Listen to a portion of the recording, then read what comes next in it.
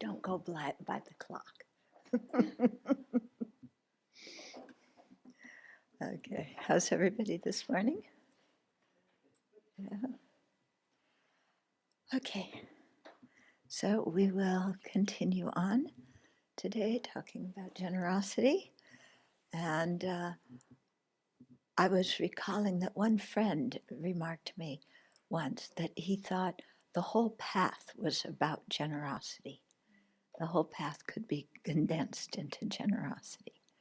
So it's interesting to think about the path and the result as all a practice of relinquishing, this possessiveness of whatever we are possessive of, which is a lot, and then giving it to others, not just relinquishing it, but giving it.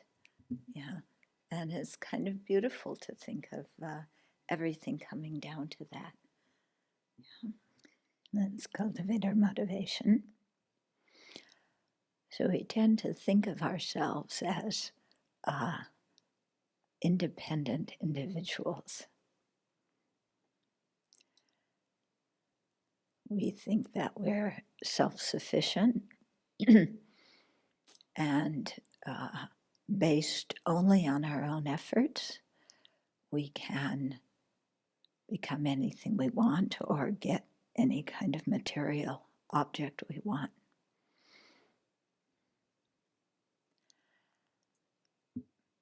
But if we just do a little bit of analysis, we'll find that that's not the case at all.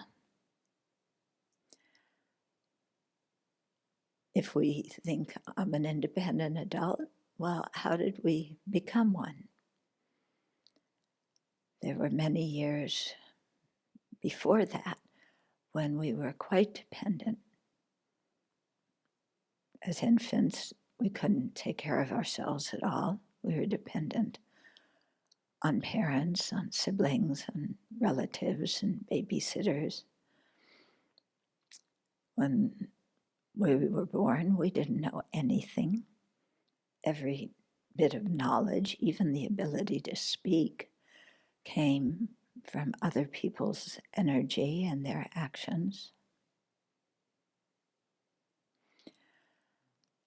Whatever career we have or things that we're involved in, all the knowledge that we have to do them also came from other people.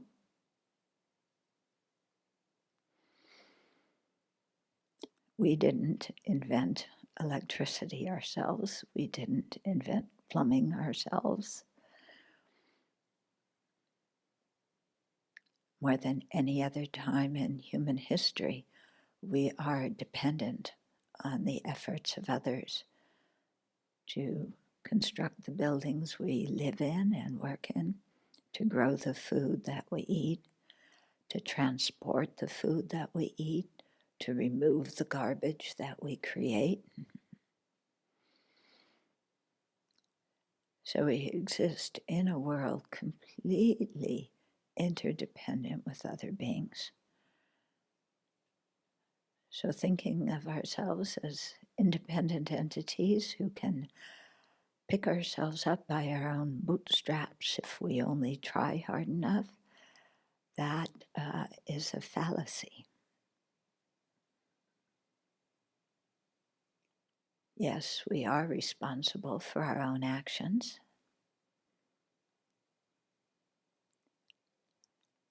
And those actions are created in environments that are often conditioned by forces that we cannot control. And so it's like that for every other sentient being in this universe. And until we learn what to practice and what to abandon in our lives in order to create the causes for happiness and abandon the causes for misery, until we learn that, until we practice that, we and everybody else are going to go round and around in cyclic existence,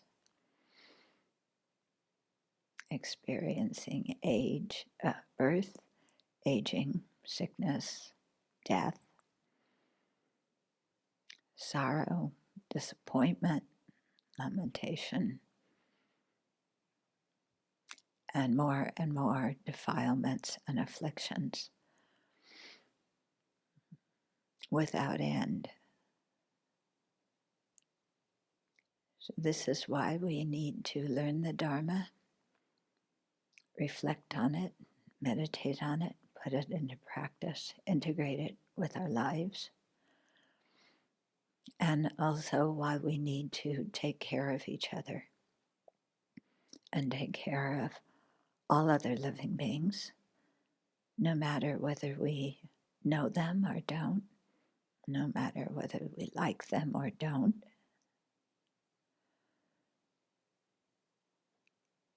Because our actions influence others, we depend on others, and they depend on us too.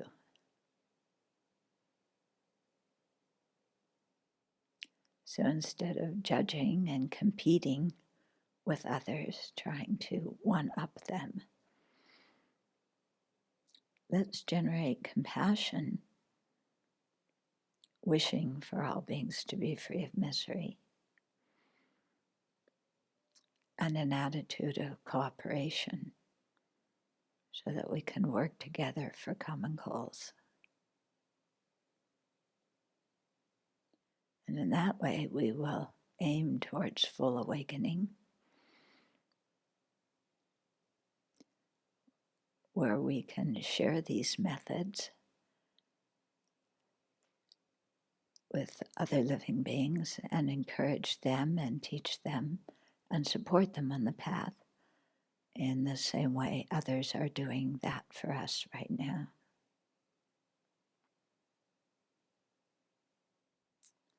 So generosity is one way that we make this connection with others and repay their kindness. Yeah, so whether we give material things, love and support, protection, the Dharma, whatever we give, we are connecting and influencing others in a positive way. If we give anger, belligerence, judgment, manipulation, cheating, then we are influencing others in another way. And every way that we everything we do that influences others also influences ourselves, because our actions are creating these karmic seeds that are on our mind stream that will ripen in the future in terms of what we ourselves experience. And our actions also influence how we feel about ourselves right now. Yeah. So it's important to be aware of that. It's not just we harm others and nothing happens to us. Yeah. When we act with like a vengeful motivation or a calculating motivation so that we can get more than we deserve, it creates a certain feeling in our own mind, doesn't it? Are you aware of that? How what you think and what your motivations are, they create feelings in our mind. And when we're not living according to our ethical standard, then we don't feel good about ourselves, no matter how much we rationalize, justify, explain away, suppress, repress, and blame others.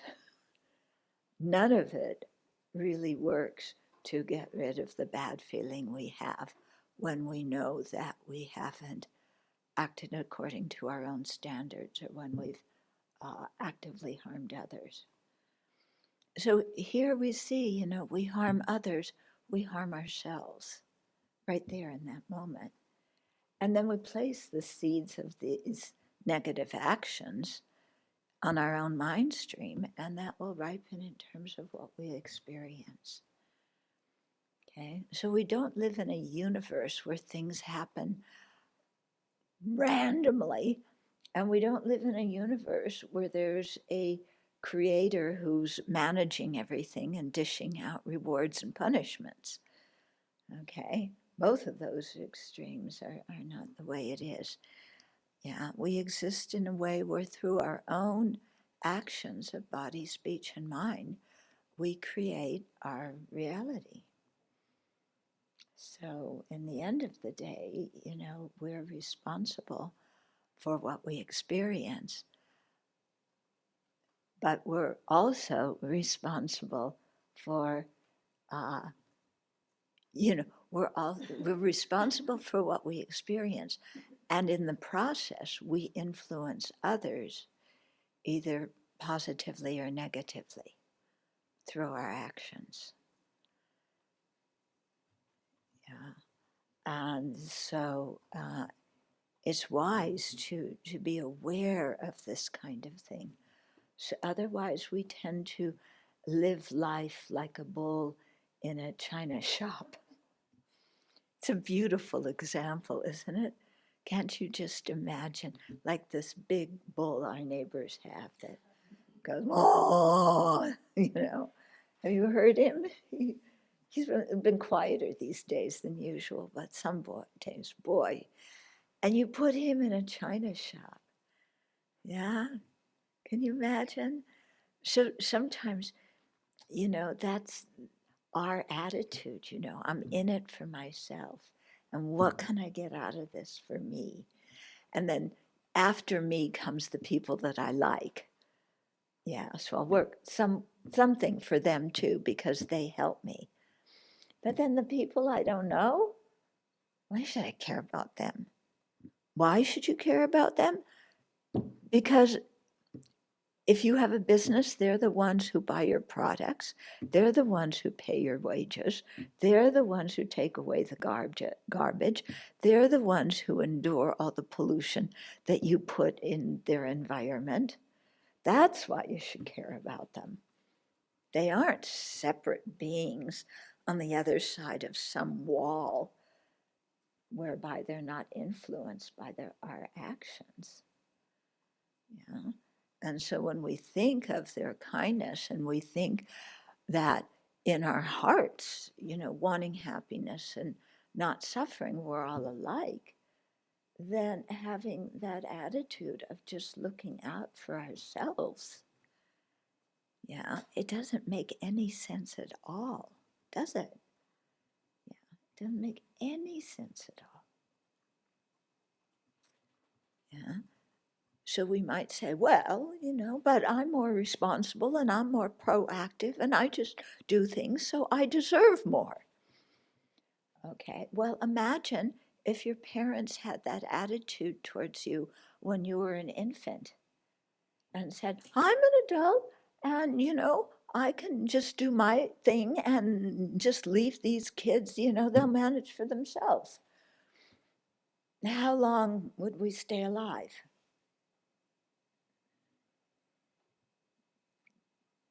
Yeah. We can't go and make oatmeal for ourselves when we're 3 months old. Yeah. We can't even talk to somebody and ask them to do something for us when we're a baby.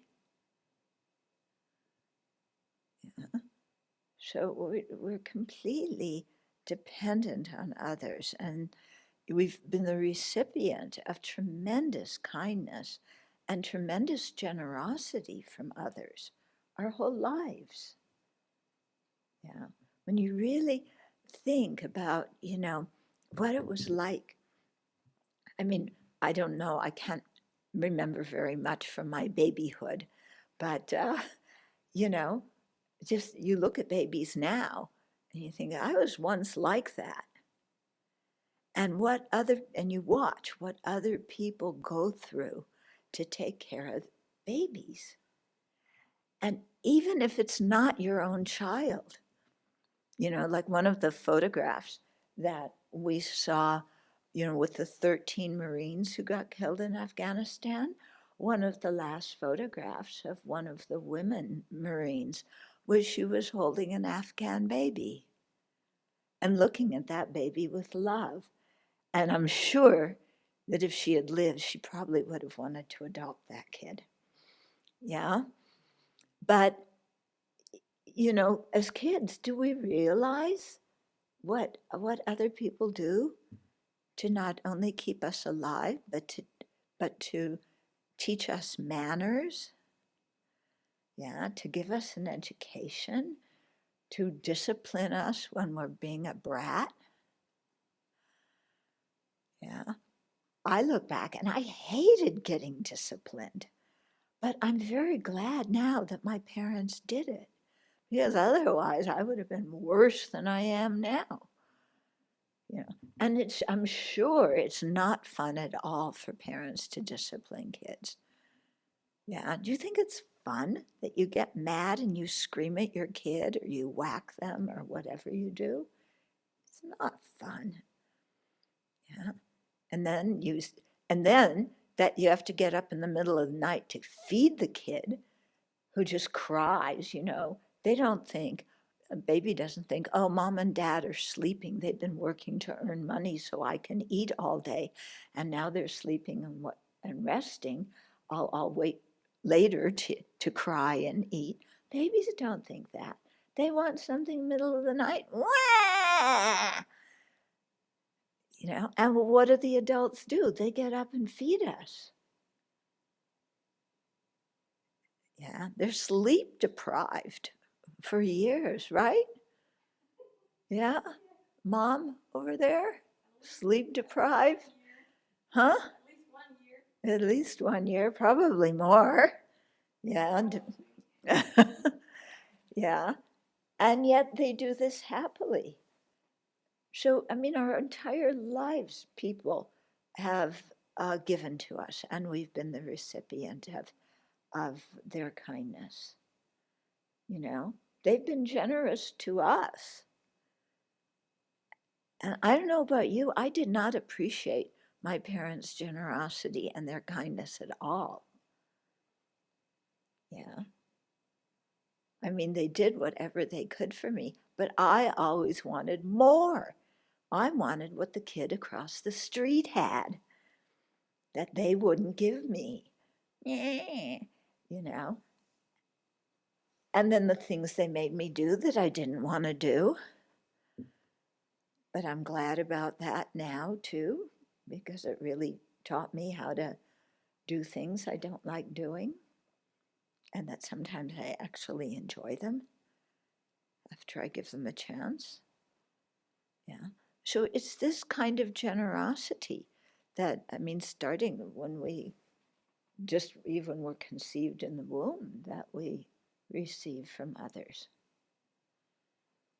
And then growing up, our education, any job possibilities we had, everything, any talents we have, because other people encouraged us and taught us. Yeah. So to think of ourselves either as individuals who don't depend on anybody, are self-sufficient and can manage my own affairs, that's false. Yeah. It's not how we are. And yet to think of ourselves as people who are entitled to more generosity than people have already given us. I want more, I want better, I don't like this, I don't like that, I don't feel like doing that, no. Okay, so we talked about the terrible twos yesterday, but sometimes we don't grow out of the terrible twos. Yeah. We come into the monastery, we come into our jobs, we, come into our workplaces, and we're still going through the terrible twos. We just have refined the behavior so it doesn't look quite so childish. But it's the same thing. Okay. And of course, we blame others. They're not giving me what I want. They're making me do what I don't want. The universe isn't fair. Instead of appreciating what we have. So, personally speaking, the Dharma is what helped me change my relationship with my parents and radically change it. And not just change the external relationship, it changed inside how I felt. Okay. And, at one point, I wrote my parents a thank you letter, just saying thank you for having me and taking care of me and raising me, because I know it wasn't easy. Yeah. And I thought, before I met the Dharma, I never would have thought about thanking my parents for anything. I just felt like I deserved it, and that's what American kids often say, when we're unhappy. I didn't ask to be born. You're the one who had me, so you better do all these things to make me happy. Okay, so that mind of entitlement that doesn't appreciate how much others have given us and done for us. Yeah? Okay, so when we don't have that appreciation, our generosity suffers because of it. Yeah. Yet when we really feel that in our hearts, then it becomes very, very easy to give. Yeah. Because the appreciation, the wish to express our kindness just comes very naturally then. It's not difficult. We don't have to sit and fight a civil war in our minds about whether to give somebody a cup of tea or a maroon cashmere sweater or anything like that. We just do it.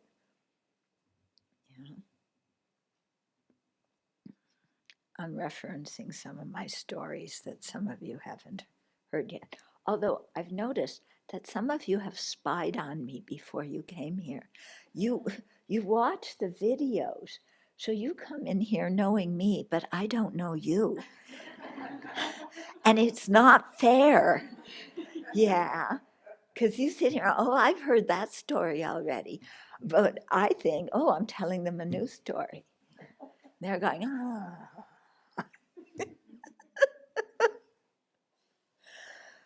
Okay, so we get back to the text here. Then Nagarjuna goes into a little bit about the difference between the generosity of a fundamental vehicle practitioner versus the generosity of somebody following the bodhisattva path.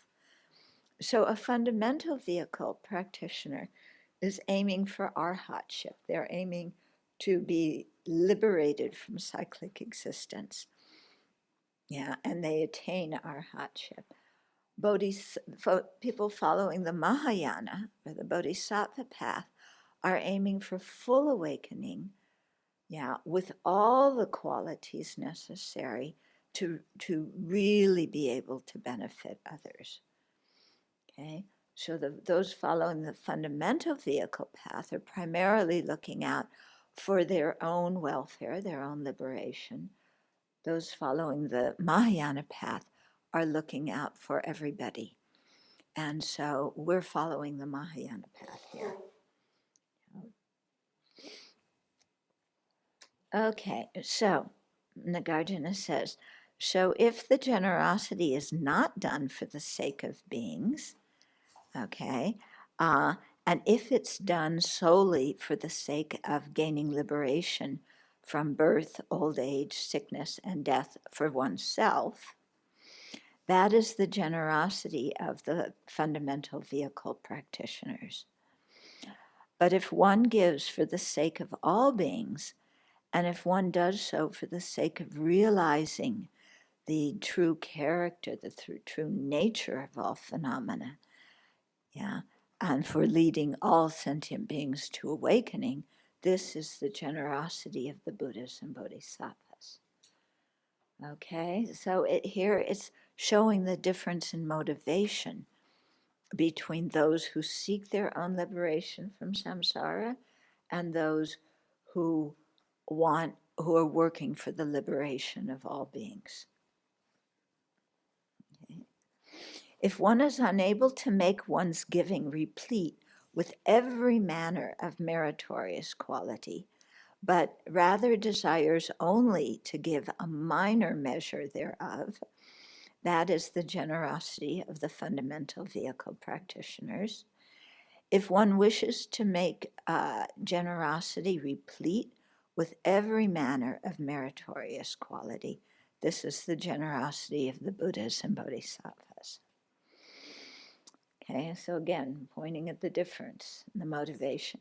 If one gives out of fear of old age, sickness, and death, this is the generosity of the fundamental vehicle practitioners. If generosity is done to assist the realization of the path to Buddhahood, if it is done for the sake of transforming all beings, and it is not done out of fear of one's own, fear only of one's own aging, sickness, and death, this is the generosity of the Buddhas and Bodhisattvas. Okay, so we can see big difference in the motivation here. And so that reminds us, before being generous, to generate the bodhicitta motivation and make that foremost. Okay, now there's some stories here. Okay, so these stories will set you off like the one yesterday did. But, they're said in this kind of way to really make a point. So maybe try and focus on the point that the stories are making instead of how you think what these people are doing is totally unreasonable. Okay, and also to know that the stories are not designed to set a role model for what you should do in the next few days. Okay, they're said to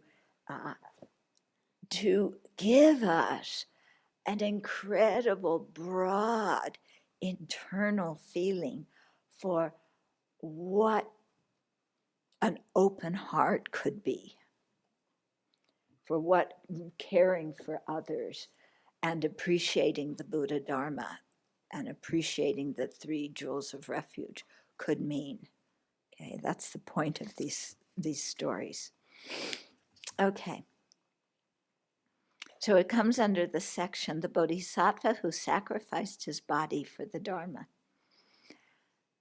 So this idea is discussed in the stories of the Buddha's past life, causes and conditions. Yeah, so a lot of these are found in the Jataka Tales, one section of the canon. Okay, so there was a story about one time when Shakyamuni Buddha, before he became a Buddha, was a bodhisattva. And he was serving as the king of a great country. Okay? So this king, that world at that time had no Buddha, no Dharma, and no Sangha. Yeah, and here the Sangha is referring to the monastic Sangha, okay? Doesn't mean everybody who goes to a Dharma center, okay? It means the monastics. So here's a world with no Buddha, no Dharma, no Sangha. Yeah, kind of like growing up in America a few decades ago, yeah? no Buddha, no Dharma, no Sangha. Who's going to teach you the path? Okay. So this king searched in the 4 directions for the Dharma of the Buddha, but was finally unable to find it. Okay. Now think here of what it would be like. What would your life be like if you had not met the Buddha's teachings? What would you be doing right now? What would you have done for the last however many years or decades? Yeah, if I look at that, I would have made a mess of my life, and I would have made a mess of other people's lives too. Okay, if I'm honest, and where my mind was when I met the Dharma, and I see continuing along that path, not good news. Okay. And then, so think about that, how your life would turn out at the end if you hadn't met the Buddhist teachings. And then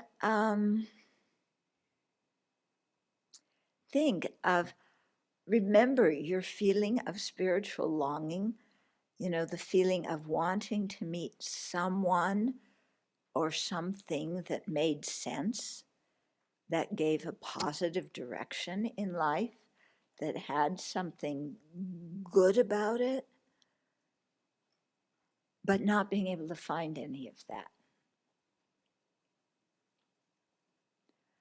Okay. When I was a teenager and young adult, I just wanted to meet some adult who made sense. Yeah, the adults around me, I grew up in the middle of the Vietnam War, okay? And so we were being told that we're going off and killing other people so that we can all live in peace. And that's why the boys in my high school class were getting drafted, sent to war at very young ages, and many of them coming back in boxes or body bags, or coming back mentally damaged. And for what? For what purpose? For what purpose are people killing other people? Yeah? It just does not make any sense. It did not make sense to me then. It does not make sense to me now. Yeah. And yet, that was the wisdom of the day. Yeah. We're Americans going out to share democracy and force it on people, whether they want it or not, because it broadens the profits we can make in the military-industrial complex. Yeah. So if I think, I had a lot of questions, and, I couldn't find many people who made some sense. Then I think of the people behind the Iron Curtain. Okay, so before the wall came down, before the Soviet Union broke apart. So one of my friends used to go there to teach in the communist countries. And when he went, he was a layperson, he wasn't a monk, so looked ordinary. I don't know how he made the contacts in these countries, but he was telling me once about in Czechoslovakia what they had to do to hear teachings, because you weren't allowed to meet as a gathering of people. Like what we're doing now was illegal, and the police could come in and arrest you. And so what happened is they met in one person's house, Yeah, it was just a small group of them, I think, like 10 or 12.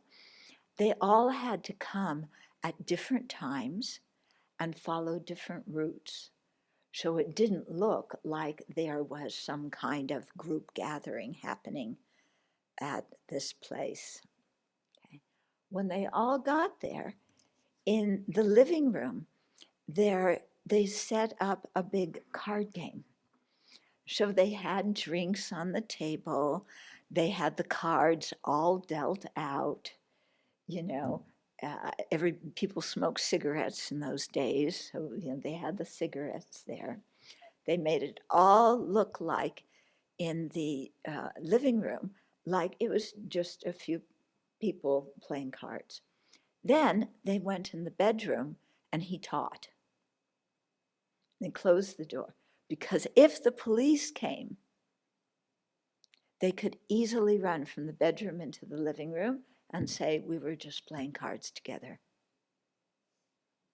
That's what they had to do to get teachings. And it was dangerous because if the police came, they could get in a lot of trouble. Yeah. So, when you see the positive effect that the Buddha's teachings have had on your life, and then you think of what you would have become without them, or how you would have dealt with life with the strong spiritual yearning that you have, but not finding anything, to that set forth a good path, then you really appreciate the three jewels and having met the Dharma teachings. Okay, so this is the situation of the king in this story. Okay, let's get back to the story. This is what's happening with the king. I have to update it so that we get some sense in our own experience what it would be like. Okay, so the world had no Buddha, no Dharma, and no Sangha. The king searched in the four directions for the Dharma of the Buddha, the teachings of the Buddha, but was unable to find it. There happened to be at that time a Brahmin who said, I know a verse uttered by the Buddha. One verse. If an offering is made to me, I will give that verse to you. So the king then asked, what sort of offering are you seeking? Thinking that, he wanted some jewels from his treasury or something like that. But the Brahmin replied, if you are able to break open your flesh and turn it into a torch as an offering to me, then I shall give you the verse of the Buddha.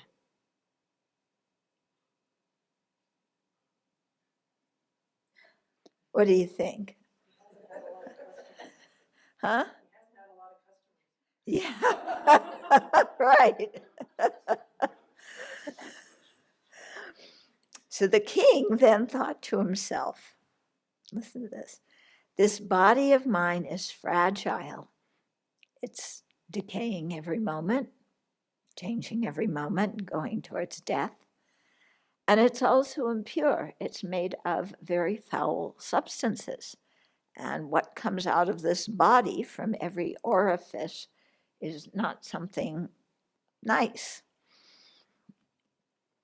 The amount of suffering which I have undergone on behalf of this body in life after life is incalculable. So think about what you've done just even in this life to keep your body healthy, comfortable, happy. It's the main thing that we do every day. Yeah, we have to eat, we have to sleep, we have to go to bed. So to do this, you need money. Why do you go to work every day? To take care of your body, so you can get the things that make the body comfortable. When the body gets sick, you need money to go to the doctor. That's why you go to work. When the body gets old and it can't work, you need savings to support it. That's why you work a lot when you're young. Okay, so our whole life really revolves around taking care of this body. Yeah, and then keeping it comfortable. As you may have noticed, yeah, it's impossible to find a comfortable sitting position when you meditate. Yeah, you sit down and maybe for 2 seconds you're comfortable. Then your knee hurts, your leg is stiff, your back hurts. You need to stand up and stretch, at least move your arm, fold and unfold your legs, stand up, sit down, roll side to side, sit up straight, slump some more, anything to try and make this body comfortable. And so you get a round cushion, you get a square cushion, you put cushions under your knees, you get some kind of belt that holds up your back, you get one of those other things somebody gave us, the ball that you sit on, that this is good for your back. You sit on a chair, but these chairs are crummy to sit on because they don't support your back. So you're leaning back like this when you want to learn to sit up straight. And then the chair's too high, the chair's too low, your feet don't your feet don't touch the ground or your feet trip over everything. And your bed, oh my God, yeah. What we do to get a bed that is comfortable. Yeah. And to be comfortable when you're sleeping. Yeah. So, either you're too hot and you throw off the covers and then you get too cold and you have to put them back on. Okay. And then the cat comes and throws up on your blanket and you gotta wash your blanket. That doesn't happen too often. Okay. The room is too hot. The room is too cold. Yeah. Then there's bugs everywhere. Yeah. You can tell the season at the Abbey by the kind of bugs that are around. Yeah. So this is the season of, people call them stink bugs, but they don't smell. I don't think stink bugs is the right. Yeah. What they don't, I've never smelled anything from them. You have? Really? These little guys that fly that are around? No, I don't know. I get. Anyway, so stink bug season, that's now, and then they also come sometime in the winter too, or when things are getting warm from winter to spring.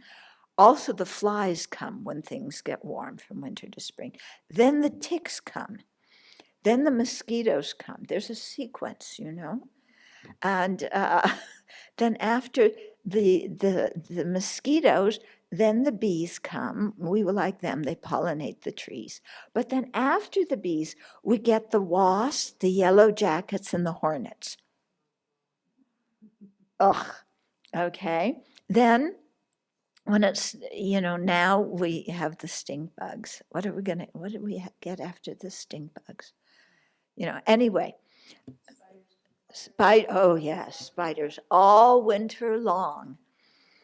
At least in my cabin, you are taking out spiders.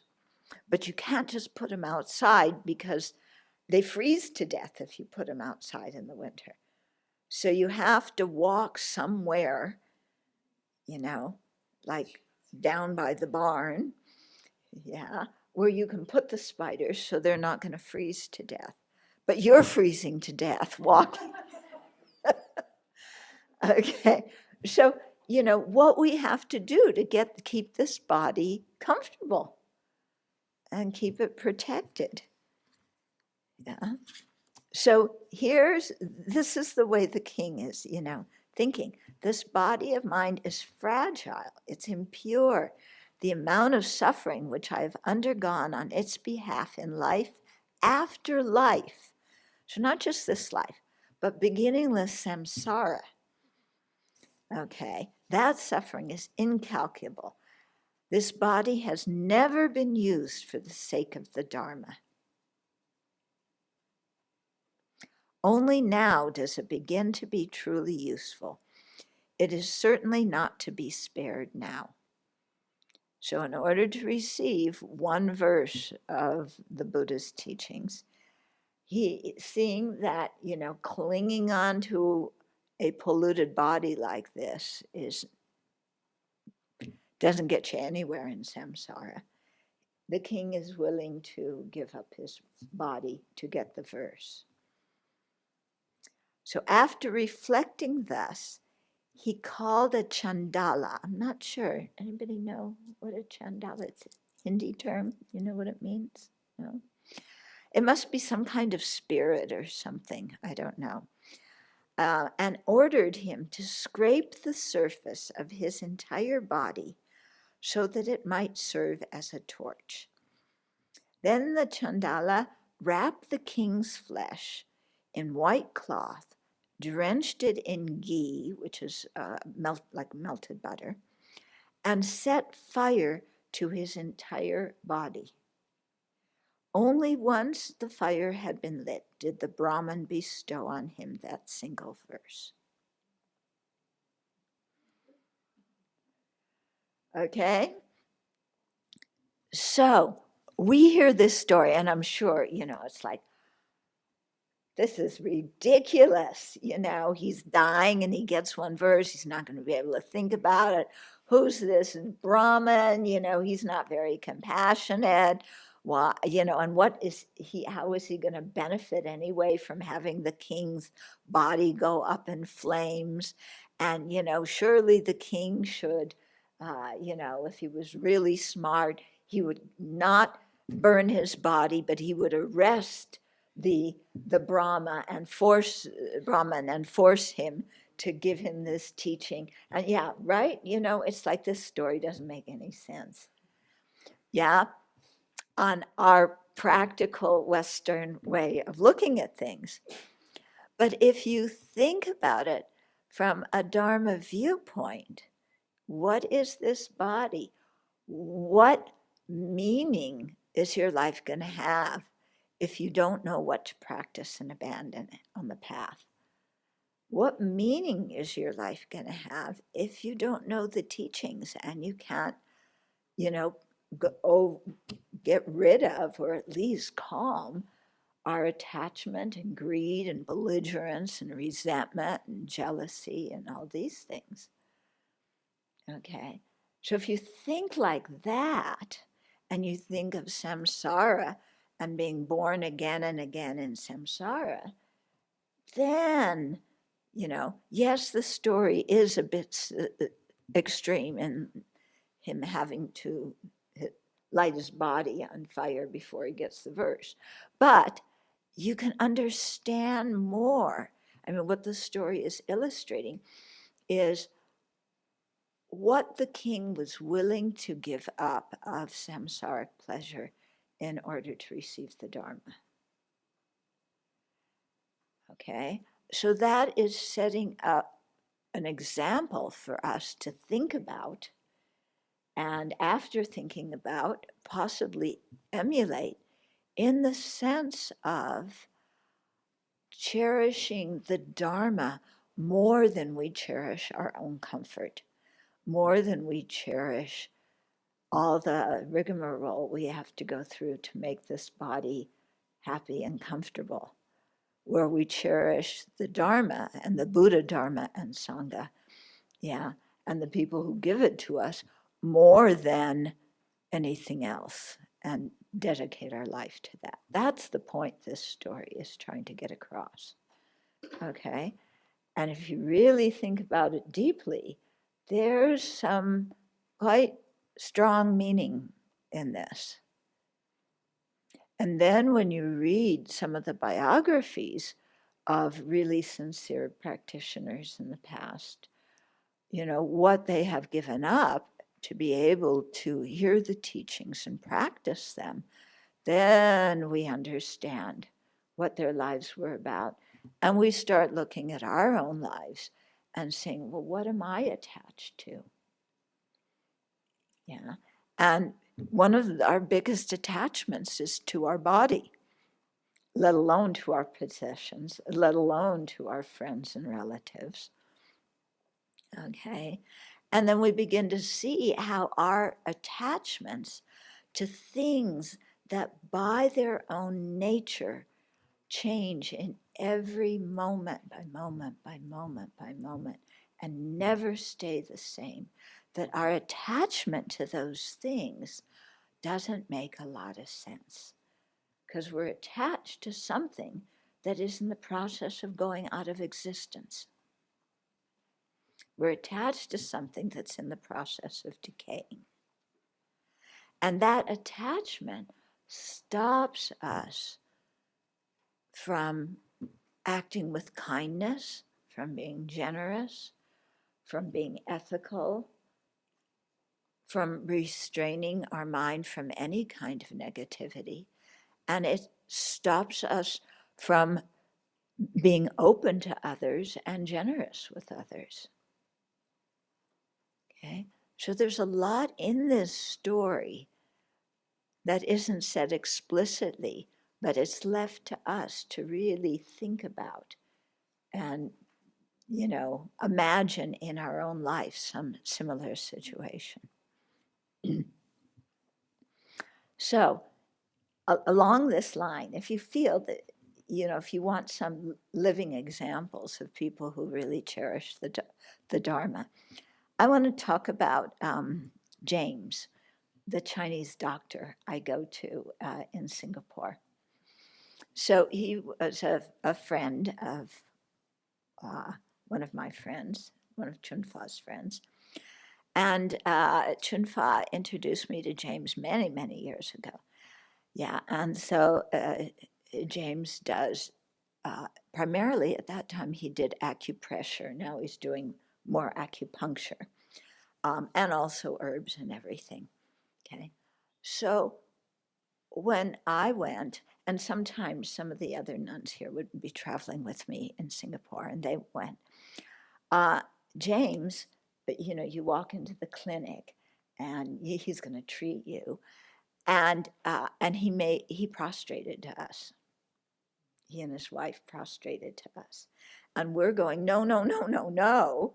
You're the doctor. We're coming to you for help, and he's saying, no, you're the Sangha. And, in the middle of, there was a very small area by the front desk, and he and his wife both bowed to us there. Okay. And every time I would bring a gift, just small things, he didn't want to accept it. And at the end of every treatment, both he and his wife would give us offerings. In Singapore, you put money in a red packet. Yeah, it's called an ang pao. And they would give us offerings. And of course, they wouldn't let us pay for any of the treatment or any of the herbs or any of the medicine. Okay, so it was completely opposite the way it should be. Usually you go to the doctor, you respect the doctor, you pay them. He was doing it completely the other way. So a couple of days ago, we received news that James and his wife, I don't know how to say her name in Chinese. How do you say it? Ouyang? Oh, Ouyang Huashan. He calls her Huashan. Huashan. Okay. I'm not very good with English names, let alone Chinese ones. Okay, so we received a message that James and Huashan, had spoken to a lot of their family members, and they and the family members had donated money for the Buddha Hall. Okay, so somebody told us about it. So we wrote to thank them. Okay, I think you wrote a thank you note, or somebody wrote.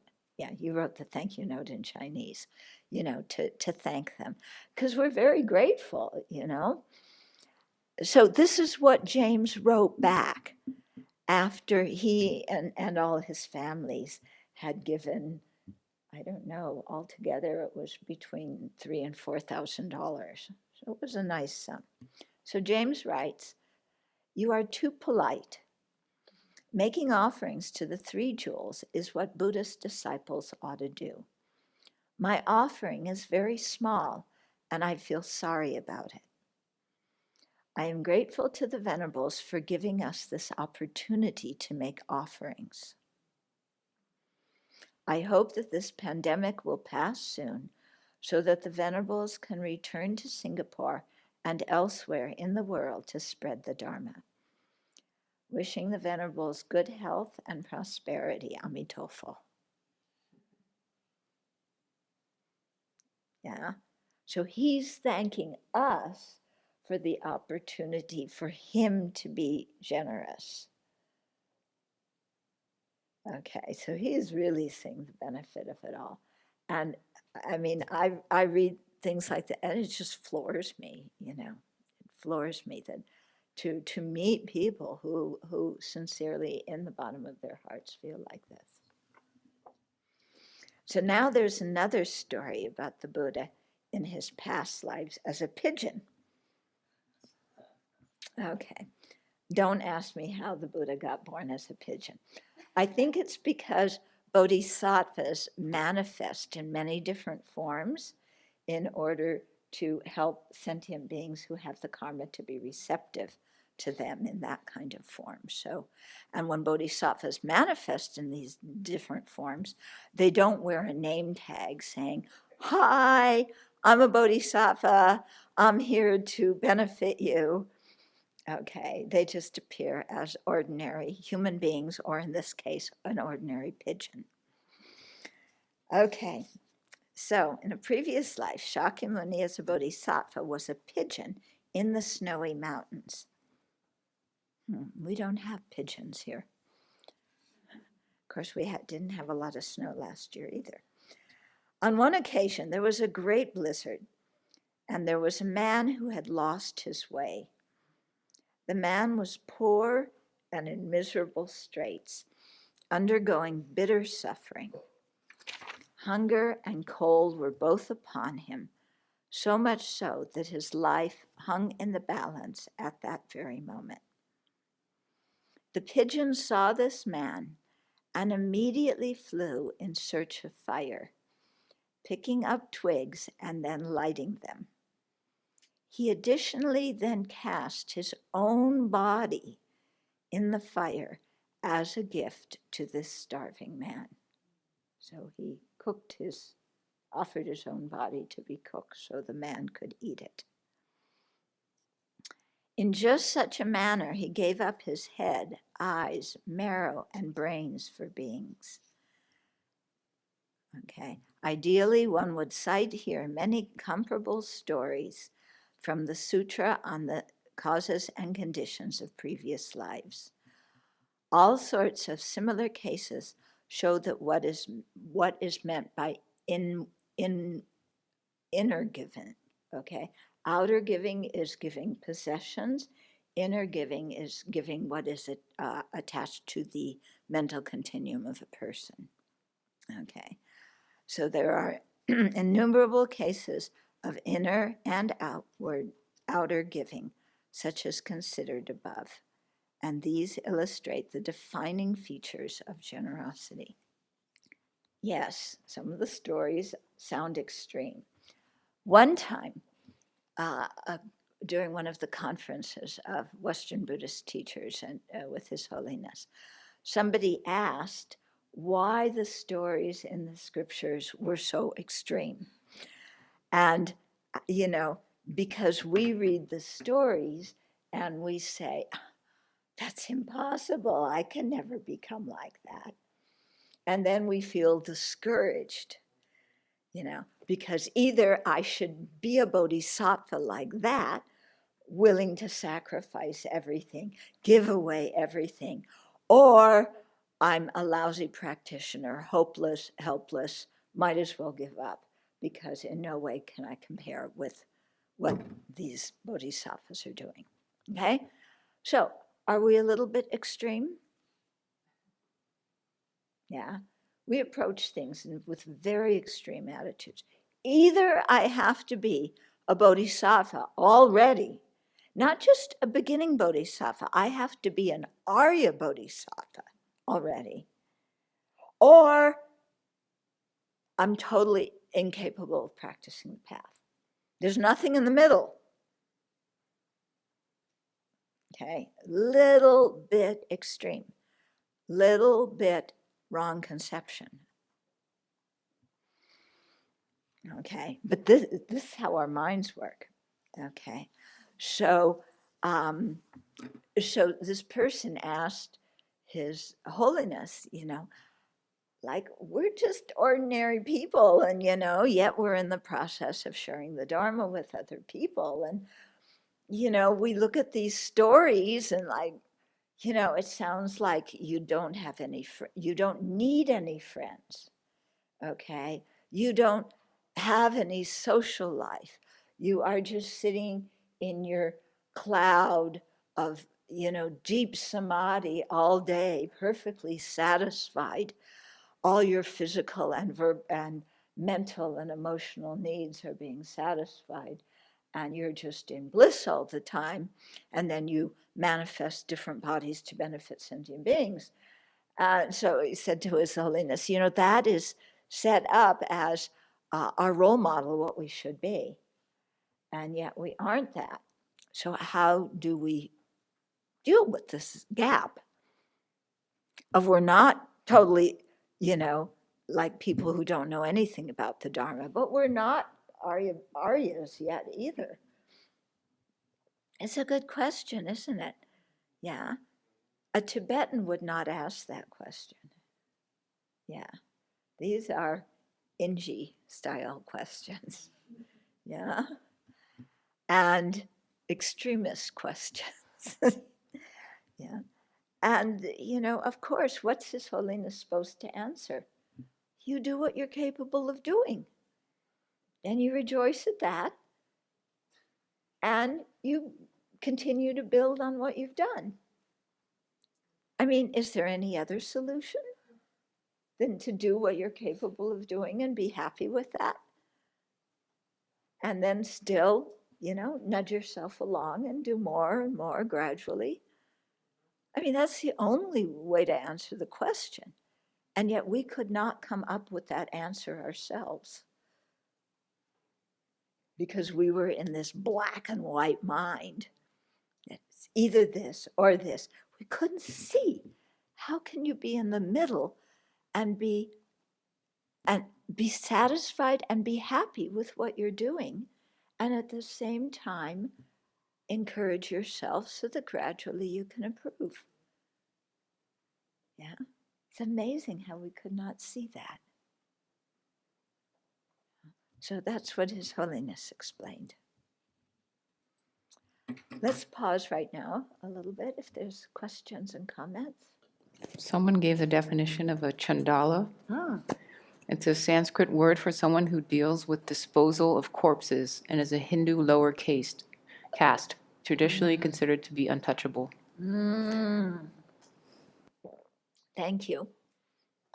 In the context of generosity, I hear that like kindness comes up a lot, and being kind is often synonymous with being generous.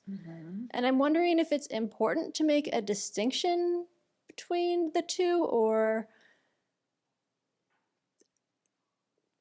because it seems like all generosity is kindness, but maybe not all kindness is generosity, because there's not the intention of giving or being, like the person who made this table may not have been thinking of being kind in that way, and just whether there's an importance in making those distinctions.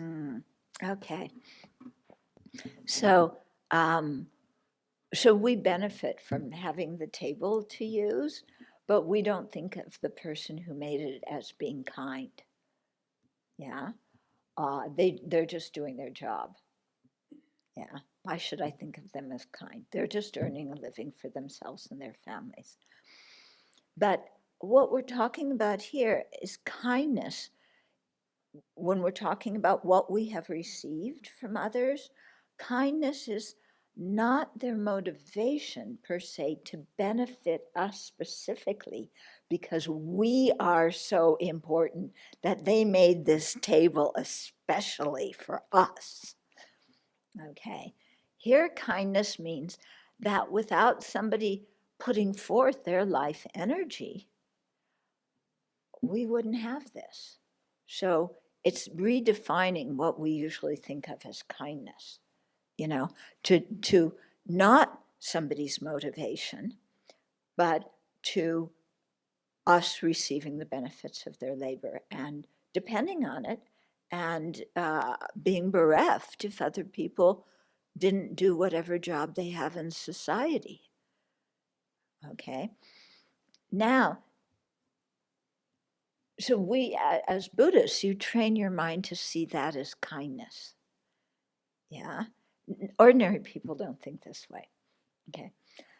So then, if you're a Buddhist, you think they gave their time, they gave their skill, and as a result of their generosity of giving time and skill, yeah, even though they made some money on it, that's not the important thing. Yeah, they they did something that I received the benefit of. So in that way, we could say they were generous too, even though they didn't have the idea of, I'm making this table especially for Stacy, and it's going to be a beautiful table. And when I give it to her, she's not only going to pay me $5,000, but she is going to proclaim my glory and how kind I was and my skill as a carpenter to the entire universe. Okay, we're not looking at it like that, okay? Yeah, so this is another way of, now are you going to call that just kindness, or are you going to call it generosity too? But I know I treasure my time. Actually, my time is probably one of the most important things I have. And so here's somebody else who gave their time to make this table that I receive benefit from.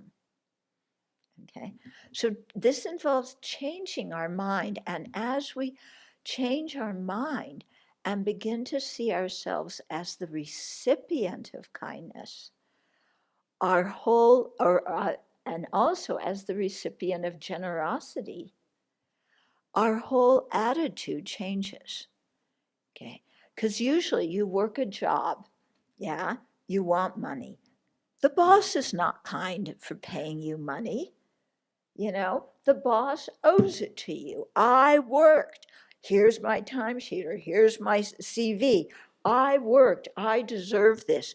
You need to give me the money. And if I work longer for you, you need to give me a raise too, because I'm benefiting your company more. So I'm the one who has the right to make the demands. Okay. When you train your mind, you begin to see, oh, but how come I'm receiving a wage? Somebody gave me a job.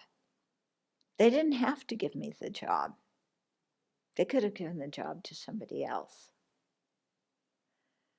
Yeah. And especially because when I applied, I kind of fudged a little bit on the application, and I don't really have all the things I said I had. But that's what you do when you apply for a job. You don't lie. I never lie. I just fudge. Yeah, fudge is, yeah. It's a nice word. It's sweet. I don't lie. Lying is terrible. I just fudged. So I got the job. Okay. But they gave me the job. And they're also the ones who give me the paycheck. Yeah. So rather than the attitude of, I deserve this. I'm not saying you never ask for a raise. I'm not saying that. But I'm saying an attitude we have. Are we going to work with an attitude of, I am serving the clients, I am serving the customers, I am serving my colleagues by trying to create a happy and peaceful work environment. I am serving the company, in the sense of trying to be a good employee and an honest employee. Yeah. Do we go to work, thinking of how other people are going to benefit from what we do? Or do we go to work with, I want to make a name for myself and I want to make a few bucks and, I want to be able to get a second home and a boat or at least, another pizza.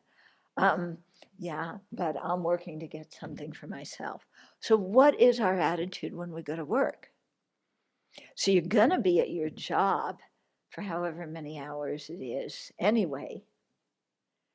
Whether your job becomes a Dharma action and you're happy to do it, or whether your job becomes a burden and you hate it and you see it as something unrelated to your spiritual life, that depends on your motivation, on your perspective, how you look at what you're doing, how you look at the customers and the clients and the boss and everybody like that.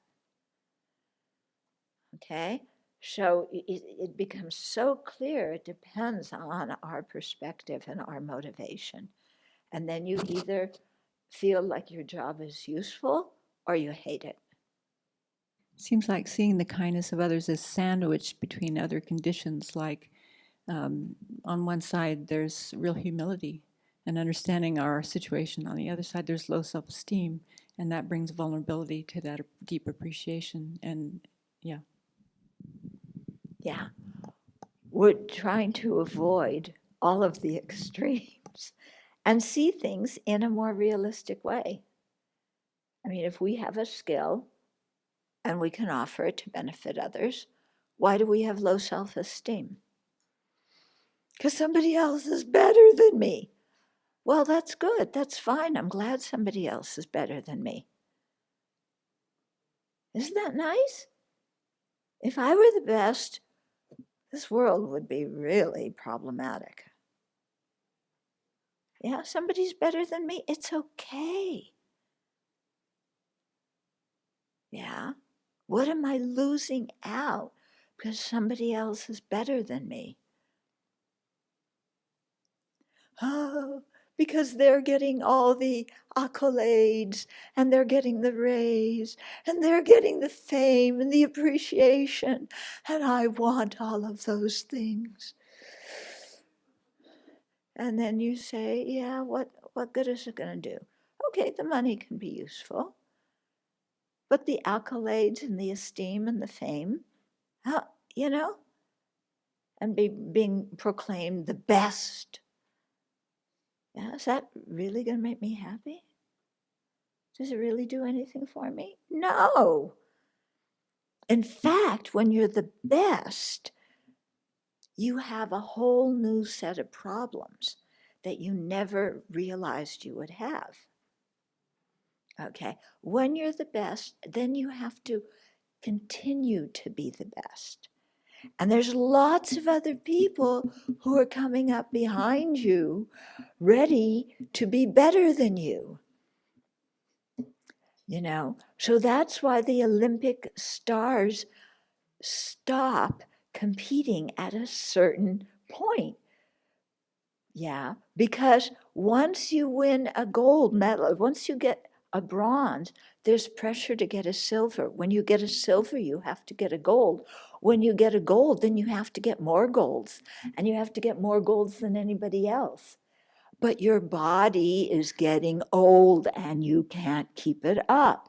And anyway, okay, you have a whole bunch of gold medals, and then you can't even walk from here somewhere else without this whole gang of the media and the paparazzi following you around all the time, asking you these ridiculous questions like, how does it feel to be the world champion in swimming? Yeah, is that really important? All these people want to know, they're hanging on your every word, how you feel being the world champion of winning however many things, awards he won. And yet, he had a whole bunch of personal problems, didn't he? Yeah, and his life kind of fell apart until he got it back together again. So it's not like fame and accolades make your life happy. They add a kind of pressure that is really difficult. You know, we look at Bill Gates and we say, or Bill and Melinda, and say, wow, they have so much money. Wow. Yeah, so much money that you could give so much away. I want to be like that. Bill and Melinda Gates cannot walk down the street. You know, they can't go for a walk anywhere. Their kids cannot play outside with other kids. Yeah, everything has to be coordinated and managed and have bodyguards and, you know, even for the kids. You know, so we look at people and we think, oh, I want to be like them. Think again. Yeah, think again. It's not fun being rich and famous. You know, you look at Lady Gaga. Yes, she has a great voice, but what kind of pressure is she under to keep her body looking beautiful and sexy and wearing new clothes every time you see her? Yeah. When her body, what? Or no clothes. Yeah. But, you know, her body is getting old. Yeah. So you go and you have a facelift and you have a body remake. You know, it's like going to what they do with the car. You take it in and they service it, put in new parts. Right. You go to the body shop. Yeah. And you go to the gym and you go to the plastic surgeon and, you know, all in an attempt to keep promoting this image that you've created for yourself. Is that happiness? Yeah, I don't think so.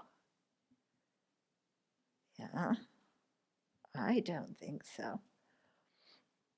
So, yeah.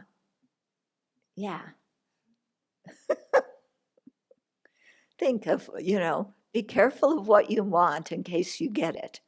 Yeah, you may get it. So be, you know, really look. And if you think that accolades and money and fame are going to really alleviate your problems and combat your low self-esteem, forget it. I wanted to say these stories, especially the one about the king, reminded me of, I read the book about how people used to train in the Zen monasteries. And they had a tradition where you have to kneel outside for 3 days before you are even admitted. Yeah. And it's kind of performative. People will come and carry you and throw you out and say like, you know, you're too thin, you'll never make it. But he put up with that for the 3 days, then he gets admitted entry. Right. And they have this tradition because of the story of someone who requested teachings from Bodhidharma and then cut off his arm as an offering. So, but I was thinking how, you know, and then we read this, it's like, oh my God, it's abusive, you know, no one's gonna go to the temple. But nowadays you pay to go and stay at a temple, right? How has that changed the whole relationship with the Dharma? Yeah. Right, the temple appears on retreatguru.com. You can schedule your stay, right? Yeah, there's right? And then the whole mind around that, or people can go ordain for 10 years and then you go put it on your resume, right? Oh, was a monk and meditated 10,000 hours. So this is a useful app that they built. You know, just, I think maybe better to kneel outside. Yeah. Yeah. And, you know, why did they do that in the Chan monasteries? You had to show that you were earnest. And you had to show that you were humble and that you were receptive to being trained. Yes, and you have determination, you know. Whereas If it's like, I don't know what the going rate is for retreats every day. We don't charge, but it's at least like $60, $70. Way more than that per day? Oh my goodness. Like what, 120? I don't know, maybe you people know. What? A couple hundred for one day? No, I said if you go to a really fancy retreat center, it's probably like 1,000 per day. Yeah. For like a weekend or like a day. It depends upon the retreat Oh, center. for like a weekend. So Yeah. $1,000 for a weekend.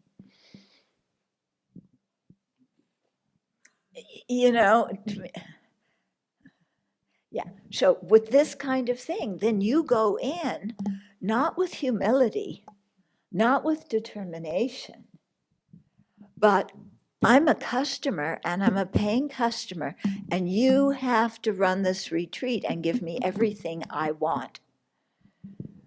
Yeah. So we're not going to train our mind to learn to give up our attachment and our anger and our feelings of entitlement. We're going to have a nice, relaxing weekend, and we're telling the people who we are paying, what is going to give us a nice, relaxing weekend. So don't talk too much about the suffering of samsara during this retreat. That's not what I paid to hear. Okay, I want you to teach me just how to have some meditation where I have light and love and bliss. Yeah, don't teach me how to become a better person. I don't want to stop drinking. I don't want to stop sleeping around. Yeah, don't talk to me about ethics. That's Sunday school stuff.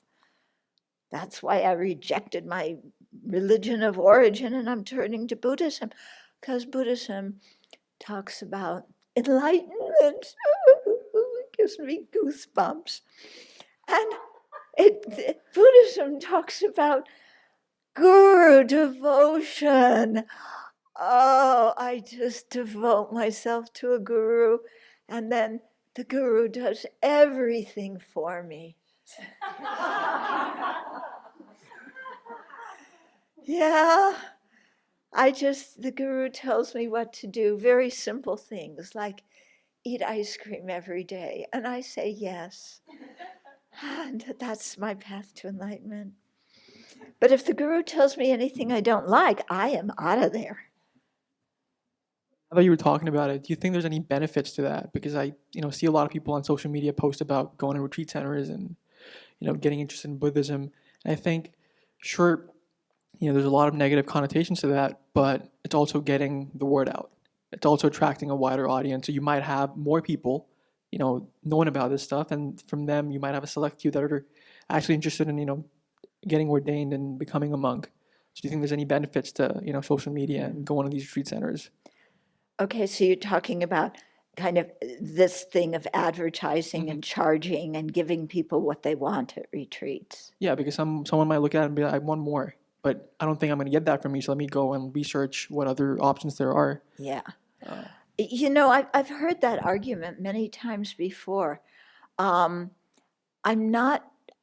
don't think many people come here and say that.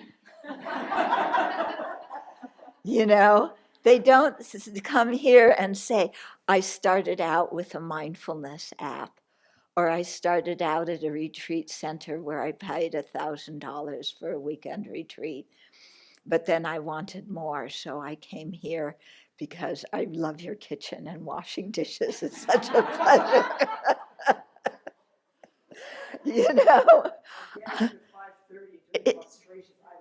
Yeah, right.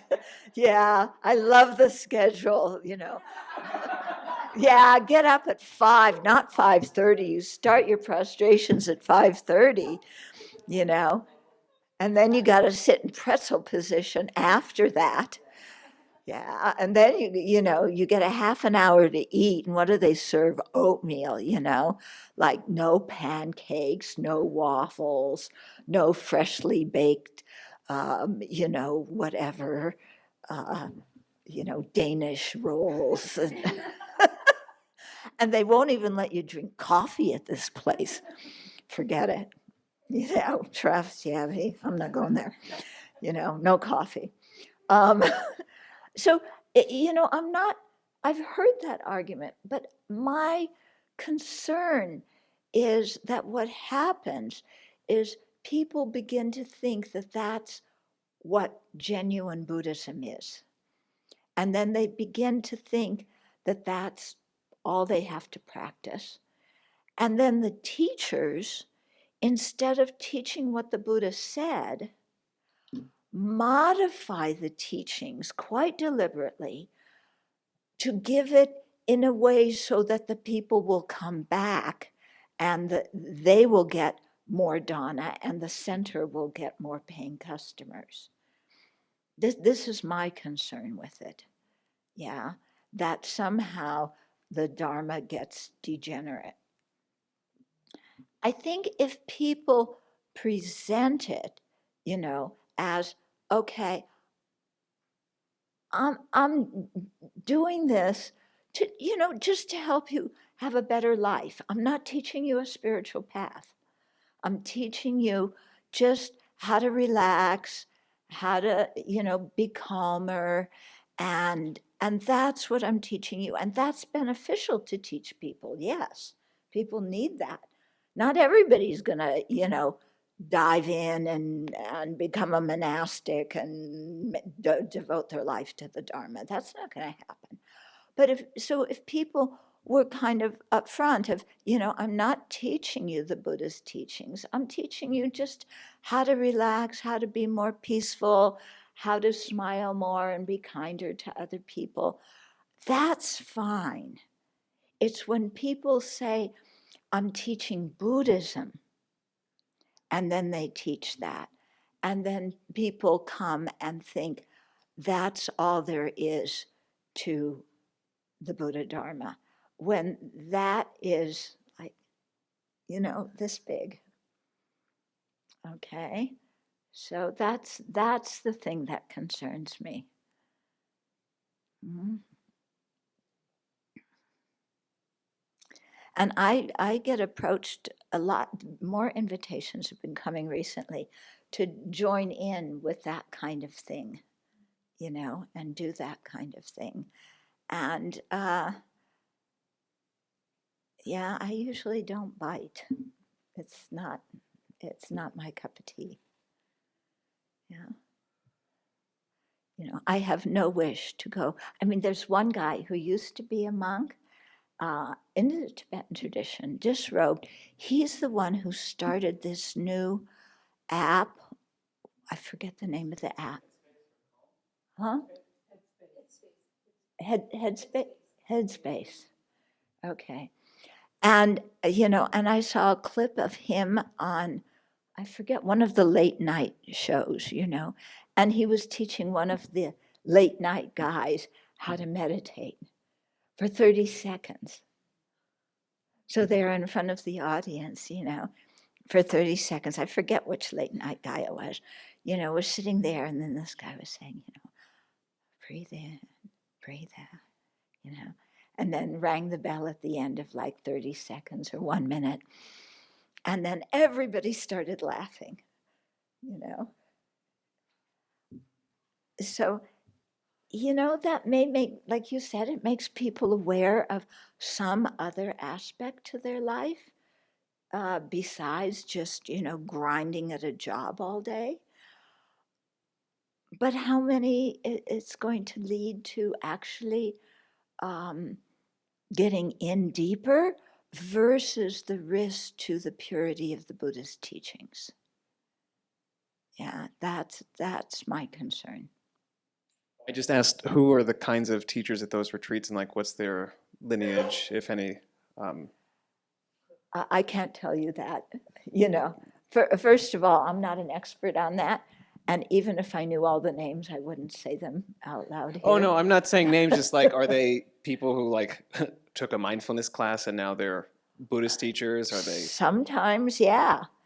It's people who, because now they have, You can become authorized to become a mindfulness teacher. So that's great. Be a mindfulness teacher, but don't call yourself a Buddhist teacher. Yeah. So, and don't think that you have the ability to lead somebody on the path because you know all the teachings.